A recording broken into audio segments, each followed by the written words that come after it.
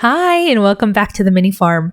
Today, I'm going to show you how to make jerky, but not just turkey jerky. We're going to throw in a little bit of beef jerky too. This is part of our turkey series, but since I was going ahead to make regular, figured I'd just do both at the same time. So if you want to see how to make this delicious jerky, then just keep watching. But first, please give this video a thumbs up if you like videos like this, and click the red subscribe button below if you haven't done so already. If it's already gray, thank you so much for being here. I'm really enjoying our chats in the comment section and I love having you here. Without further ado, here's how to make turkey jerky and beef jerky. If you recall from our video of how to cut up a turkey, we pulled one of the breasts off and had it be boneless, skinless, and then the other one was with the skin around it, which you saw in the last video of how to make deli meat. Okay, now we're going to use the boneless, skinless turkey breast for the jerky. If you have a hard time slicing this piece, go ahead and pop it in the freezer for about 30 minutes. It'll freeze it enough to where it's a little bit easier to work with. The first thing we're going to do is cut off this tenderloin. So you flip it over, find this little piece of tenderloin, and just slice that right off.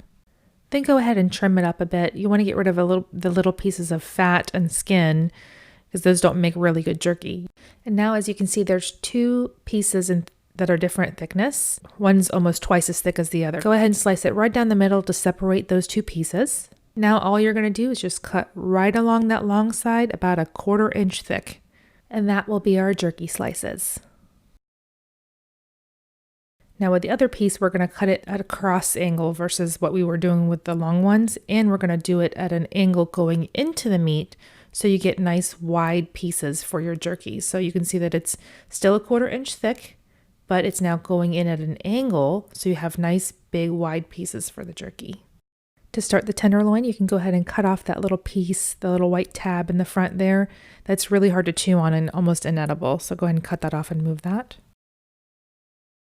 Now we're just separating the turkey slices equally into two bags because we're going to make two different kinds of jerky. So we're just going to put those aside and get ready for the marinade. For the beef, we're going to do a very similar process. You want to use a leaner cut. We have used sirloin for this. This is what you're seeing now. It's a little bit easier to work with if you have it partially frozen first. So this one was extremely cold and a little bit frozen in the middle. And we sliced it in half first so we can have nice long wide pieces that are still a 1/4 inch in thickness. So we went ahead and did 2 pounds for each flavor. So a total of 4 pounds of this jerky. Just like we did with the turkey, you want to cut off all of the fat just so you can trim it up nicely. It doesn't dehydrate very well and you don't want a casing of fat on your jerky. Now we want to weigh them out into 2-pound portions. So if you have a food scale, this would come in very handy here. We need exact measurements because of the curing salt that we're going to use later. Since we're not cooking these all the way through, we're going to dehydrate them low and slow. It's going to need to be cured first. If you were to do these in the oven at a higher temperature, you would not need to cure them. But for curing, you are going to need to weigh them out properly. In hindsight, we should have used a gallon-sized bag. 1 pound with the marinade fits fine in the quart size, but like I said, if you were going to do 2 pounds at a time, I would definitely do the gallon-sized Ziploc bags. You can also marinate these in glass containers, of course, so whatever you have on hand if you don't like to use plastic bags. Glass containers are also an option. We had a little bit over 2 pounds, so the extra meat that you see here just ended up in our dinner that night. For the first round of jerky, we're gonna do 2 different kinds. We're gonna do a turkey jerky and a beef jerky, and this is a teriyaki blend. I am doing a keto version, but you can easily make this normal with just using regular brown sugar. I'm using the brown sugar from Swerve today for this. Okay, so for this recipe, you're going to need soy sauce, brown sugar, ginger, onion, garlic, smoked chipotle powder, salt, water, and then this is a different kind of salt. You need pink curing salt. This is not to be eaten. You cannot substitute this for regular table salt, so you would have to mix up all of these together first without this salt, and then taste it, and then add the salt in here. You cannot consume this. This is only for curing. So I'm gonna say that 3 times in a row so we can make sure. Do not eat this. This is just for curing, okay? So this is what the salt looks like. It's called pink curing salt number 1. This is for a wet brine or a wet curing. So that's why we're using the number 1. They have a number 2 version that you can use for dry curing as well. So you cannot use this as table salt. This is not the same as pink Himalayan salt. You can only have this in small amounts, and so when we pull this out of the brine, that'll be the appropriate amounts to consume. It could be toxic if you use too much of this, or if you consume too much of this. So we're gonna measure it out very clearly and make sure that we're using the exact amount that we need for the 3 pounds of meat that we have here. To get started, I'm going to add all of these ingredients into my water. I will have the exact measurements listed below, and then just whisk them together until they completely dissolve. And then adding in our soy sauce. Whisk that together. So at this point, I'm gonna add 4.8 grams of the pink curing salt #1, which is good for 3 pounds of meat. Okay, and as you can see, this has yielded us about 600 milliliters. So that's 200 milliliters per pound. So we have 1 pound of turkey here, and then 2 pounds of the beef. So I'll put 200 in the turkey bag and then 400, or the rest of it, I guess, in the beef bag.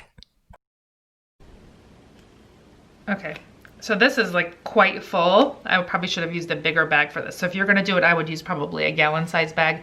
If you do the 3 pounds, you definitely have to do a gallon size bag. So if you're doing it all at once. So now I'm just going to put those into the bowl that I had them in before, and I'm just going to keep them in the fridge for about 4 hours. Ended up brining overnight. I have my 2 bowls here. I'm going to take the turkey first, put the whole thing in a bowl so they're easier to hold. Let's start with 1 tray at a time, and we're going to space them out so they have enough airflow all around them. Just pick it up and lay it on the trays.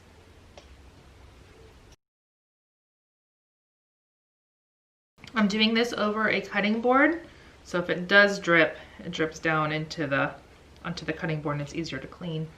And this can go right into the dehydrator. So we're going to put it around 155 and then go ahead and get it started. And then just stick your turkey right in there. I'm gonna skip the top row and just put it right in there. They are a little bit thick of a piece. All right, let's do this again for the beef. I did rinse out and wash my bowl. I'm gonna just put that right in there. Now I made 2 flavors. I made the teriyaki one, and then I also made a barbecue one. I will leave both recipes below. The technique's exactly the same. They're just slightly different spices and ingredients. This is going to need probably 2 trays, so let's even that out over here.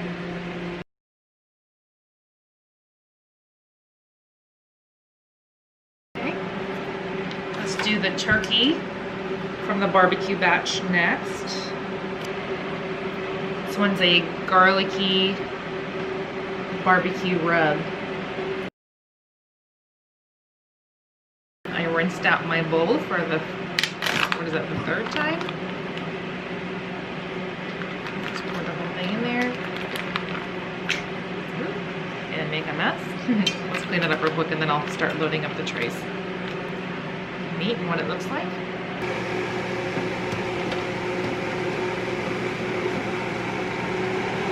All right, so the top 3 are teriyaki. So we have turkey, beef, beef. And then this is the barbecue, turkey, beef, beef. I'm gonna go ahead and close it up.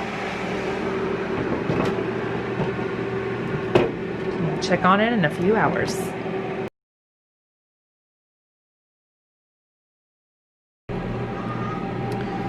Okay. I think these are done. Turn it off. We have been kind of nibbling on it just to taste it every now and then. So this is what the turkey one looks like. I'm just gonna have to pull them off. They are very dry.